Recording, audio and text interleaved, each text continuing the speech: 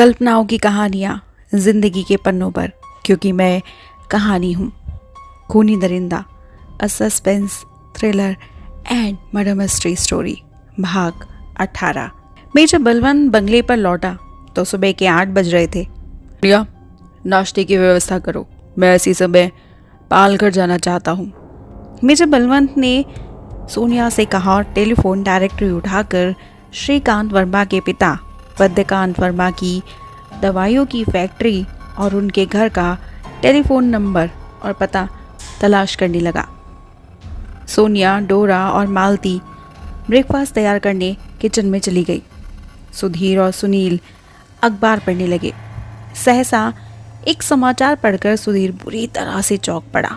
उसने जल्दी जल्दी उस समाचार को पढ़ा और फिर अखबार मेजर बलवंत की ओर बढ़ाते हुए बोला, मेजर साहब, सारे समाचार को पढ़िए, विचित्र समाचार है।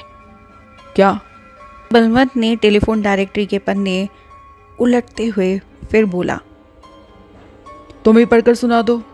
सुधीर की बात सुनकर सुनील भी अखबार पढ़ना बंद करके सुधीर की ओर देखने लगा।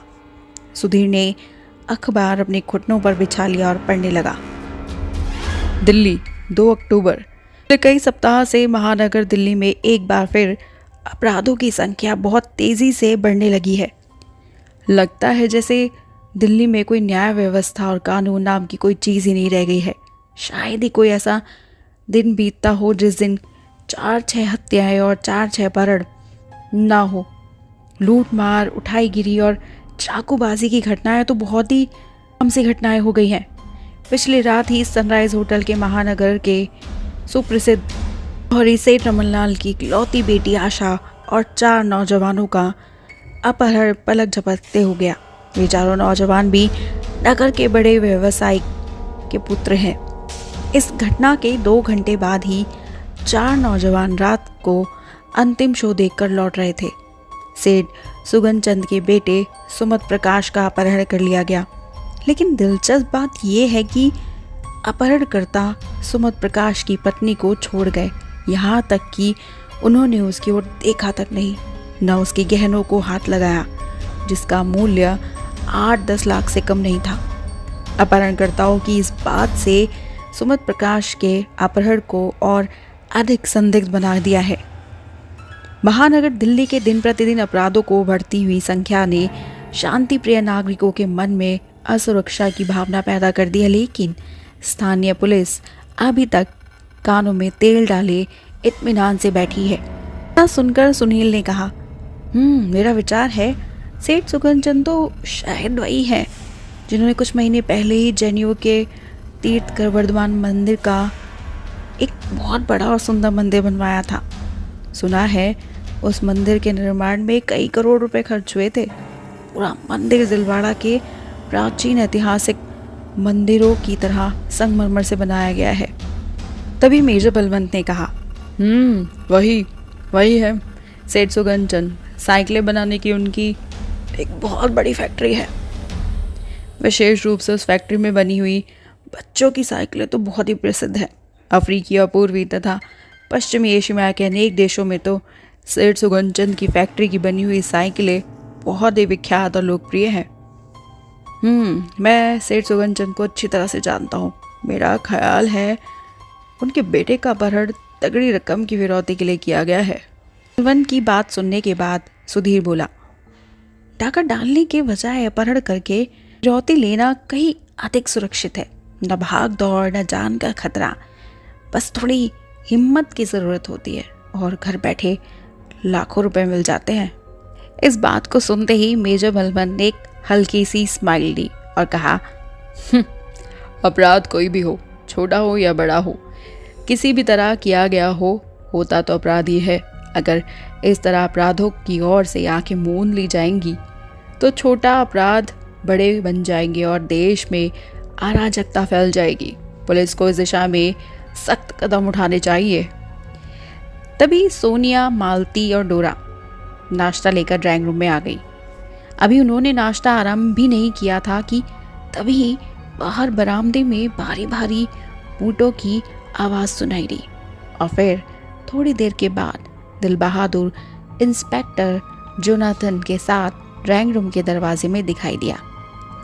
मेजर बलवंत ने देखते हुए मुस्कुराते हुए कहा, आइए आइए इंस्पेक्टर साहब, आप बहुत अच्छे मौके पर आए हैं। हम लोग बस नाश्ता शुरू करने ही वाले थे, आइए। पल रुक कर बोला, लेकिन हम लोगों की मुलाकात तो शाम को 6 बजे की तय हुई थी ना। इंस्पेक्टर जोनाथन बड़ी खामोशी से चलता हुआ मेजर बलवंत के सामने वाले सोफे पर आ बैठा। फिर उसने अपनी जेब में से एक लिफाफा निकाला और मेजर बलवंत के सामने टेबल पर रख दिया। रात भर के जागरण और भाग दौड़ ने उसे पूरी तरह थका दिया था, लेकिन इस समय उसके चेहरे पर थकान कम और चिंता ज़्यादा दिखाई दे रही थी। क्या बात है इंस्पेक्टर साहब, आप बहुत ही चिंतित और परेशान दिखाई दे रहे हैं। मालती ने इंस्पेक्टर जोनाथन की ओर नाश्ते की प्लेट बढ़ाते हुए कहा। इंस्पेक्टर जोनाथन ने दुख और बड़े पश्चाताप के स्वर में कहा, चिंता और परेशानी की बात तो है मालतू जी। पुलिस विभाग में नौकरी करते हुए आज 15-16 साल हो गए हैं। आज तक किसी ऑफिसर को मेरे खिलाफ कुछ कहने की हिम्मत नहीं पड़ी, कभी किसी को ऐसा मौका नहीं मिला। लेकिन आज कमिश्नर साहब ने 20 आदमी के बीच मेरे साथ जो व्यवहार किया है, सोचता हूँ नौकरी छोड़ दूँ। छोटा सा परिवार है, कोई छोटा मोटा धंधा कर लूँगा, किसी ना किसी तरह गुजारा कर ही लूँगा। मेजर बलवंत ने लिफाफा खोल लिया और बड़े ध्यान से उस पत्र को पढ़ रहा था जो पुलिस कमिश्नर मिस्टर देशमुख ने उनके नाम भेजा था। पुलिस कमिश्नर मिस्टर देशमुख ने महानगर में दिन प्रतिदिन बढ़ते हुए अपराधों के प्रति चिंता प्रकट करते हुए मेजर बलवंत से अनुरोध किया था कि वो इस सिलसिले में स्थानीय पुलिस विभाग को भरसक सहायता और सहयोग दे। सेठ रमनलाल देसाई की पुत्री आशा, औषधि निर्माता पद्मकांत का बेटा श्रीकांत और उनके तीनों मित्रों तथा सेठ सुगंध चंद के पुत्र सुमत प्रकाश को खोजने का उत्तरदायित्व मेजर बलवंत को सौंपते हुए उसे अनुरोध किया कि वो इन दोनों केस को भी अपने हाथ में ले ले। मेजर बलवंत ने पत्र पढ़कर उसी लिफाफे में रख दिया और इंस्पेक्टर जोनाथन की ओर देखते हुए बोला, इंस्पेक्टर साहब, पिछली 1 तिमाही में नगर में जो भी अपराधपूर्ण घटनाएं हुई है, क्या उन सब की प्रारंभिक रिपोर्ट और उन घटनाओं के संबंध में पुलिस द्वारा की गई खोजबीन की रिपोर्ट आप मुझे दिलवा सकते हैं? जहाँ तक मुझे याद है, पिछली तिमाही में जितनी भी अपराधपूर्ण घटनाएं हुई हैं, उनमें से कई घटनाएं ऐसी हैं जिनमें 4 नौजवानों का हाथ होने का संकेत मिला था। मैं तो हैरान हूँ कि स्थानीय पुलिस ने आज तक उन नौजवानों की ओर ध्यान क्यों नहीं दिया, जबकि कई घटनाओं में उनके सम्मिलित होने का प्रमाण मिलता है। को संभालते हुए इंस्पेक्टर जोनाथन ने कहा, यह घटनाएं महानगर के अलग अलग क्षेत्रों में हुई है। मैंने सभी इलाकों के पुलिस स्टेशंस को आदेश दे दिया है कि वे पिछले तिमाही के जो भी अपराध हुए हैं उनके संबंध में अपनी एक विस्तृत रिपोर्ट हेडक्वार्टर में फ़ौरन भेज दें। मैं जानता हूं कि आप उन सभी घटनाओं की जानकारी प्राप्त करना आवश्यक समझेंगे, इसलिए मैं इस संबंध में पहले ही काम कर चुका हूं। मुझे आशा है कि आज शाम तक सभी इलाकों के पुलिस स्टेशन से रिपोर्ट प्राप्त हो जाएगी। मैं तत्काल आपके पास पहुंचा दूंगा। फिर मुस्कुराते हुए बोला, पिछले कई केसों में आपके निर्देशन में काम करने का सौभाग्य प्राप्त हुआ है, इसलिए आपके काम करने के अंदाज को कुछ कुछ जान गया हूँ। मेजर बलवंत ने इंस्पेक्टर जोनाथन के इस काम से खुश होकर कहा, वेरी गुड, आपने बहुत अच्छा किया। अब आप नाश्ता कीजिए और घर जाकर आराम से सो जाइए। रिपोर्ट्स आ जाए तब उन्हें लेकर मेरे पास चले आइएगा, इंस्पेक्टर जोनाथन ने कहा और नाश्ते की प्लेट अपने सामने खींच ली। जी बहुत अच्छा। और मेजर बलवंत सोचने लगा कि 4 नौजवान कौन है और कहाँ रहते हैं। इस बात का पता किस तरह लगाया जाए जो अधिकतर घटनाओं के समय घटना स्थल पर देखे गए थे। कुछ सोच समझकर उसे कैडल पर से रिसीवर उठाया। इंस्पेक्टर तिवारी को फ़ोन डायल करने लगे। दूसरी ओर सार्जेंट गोखले ने फ़ोन रिसीव करते हुए बताया कि 10-15 मिनट हुए, इंस्पेक्टर साहब आपके बंगले के लिए रवाना हो गए, पहुंचने ही वाले होंगे। मेजर बलवंत ने इंस्पेक्टर गोखले को थैंक यू बोलते हुए रिसीवर को कैडल पर रख दिया। उन्होंने चाय का दूसरा प्याला बनाया और धीरे धीरे चाय पीते हुए इंस्पेक्टर तिवारी की प्रतीक्षा करने लगा। लगभग 10 मिनट के बाद इंस्पेक्टर तिवारी की जीप बंगले के पोर्च में पहुंचकर रुकी तो मेजर बलवंत ने इंस्पेक्टर तिवारी को कई बड़े बड़े लिफाफे के लिए जीप से उतरते देखा। वो उन लिफाफों को देखते ही समझ गए कि ऐतिहासिक हनुमान मंदिर सेठ गुलाब राय जैन और किशोर के बंगले में पास में पाए गए उंगलियों के और पैरों के निशान के प्रिंट्स ले आया है। इंस्पेक्टर तिवारी की तेज़ी और तत्परता पर उसे बड़ी प्रसन्नता हुई। धीर और डोरा, तुम लोग रात भर जाकर पार्थ की निगरानी करते रहे हो। अब तुम दिन भर सो, शाम को फिर सिटी क्लिनिक चले जाना। दिन में सुनील और मालती पार्थ की निगरानी करेंगे। सुनील और मालती नाश्ता कर चुके थे। वो जल्दी से उठकर अपने कमरे से बाहर आ गए। उनके साथ ही सुधीर और डोरा भी उठकर अपने बेडरूम की ओर चल दिए। इंस्पेक्टर तिवारी ने मेजर बलवंत, इंस्पेक्टर जोनाथन और सोनिया को नमस्ते की और बगल में दबे हुए लिफाफे मेजर बलवंत के सामने सेंटर टेबल पर रखते हुए बोला, ऐतिहासिक हनुमान मंदिर सेठ गुलाब राय के बंगले और महावीर वर्धमान के मंदिर में जो उंगलियों और पैरों के निशान पाए गए हैं, ये उनके प्रिंट्स हैं। किशोर के बंगले में पाए गए निशानों के प्रिंट्स सार्जेंट गोखले थोड़ी देर बाद यहाँ लेकर पहुँच जाएंगे। ठीक है, इन प्रिंट्स को भी आ जाने दीजिए। आज तक हम लोग अब तक हुई उन सभी घटनाओं पर एक सरसरी नज़र डाल लेते हैं।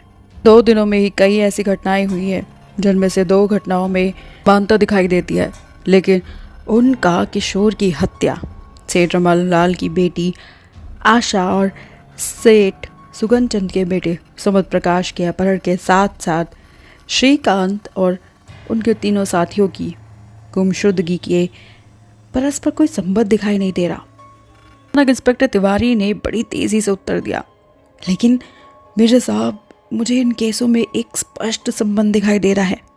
ऐतिहासिक हनुमान मंदिर की घटना के अतिरिक्त जो भी घटनाएं हुई हैं, उन सबका संबंध जिन जिन लोगों से, वो सभी जैन धर्म को मानने वाले हैं।